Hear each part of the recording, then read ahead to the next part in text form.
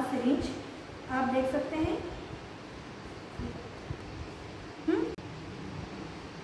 ये आप देख सकते हैं बच्चों कि इसका सुई नहीं है, बिना सुई वाला सिरिंज है। इसको हम इस तरीके से दबाएंगे और फिर खींचेंगे। देखिए आप, हम दबाने में भी बड़ी आसानी से ये दब रहा है और जब हम खींचते हैं तो बड़ी आसानी से खींचा जा रहा है। इससे क्या पता चलता है कि जब हम दबाते हैं तो अंदरून जो हवा है वो बाहर खारिज होती है इस सुराख के ज़रिए से। जब हम खींचते हैं तो यहाँ से हम ताकत लगाकर खींचते हैं और इधर से हवा खींची जाती है और वो हवा इसको बाहर ढकेलती है।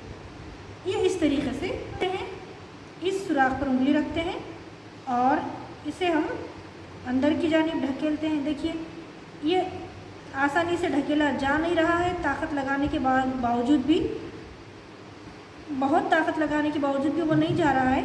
अब हम इसको छोड़ देंगे। आप गौर कीजिए, ये वापस आ रहा है। ये देखिए ये वापस आ रहा है। अब हम इसको खींचते हैं। बहुत ताकत से खींचना पड़ रहा है क्योंकि हमने यहाँ पर हवा के दाखिल होने के सुराख पर उंगली रखी है।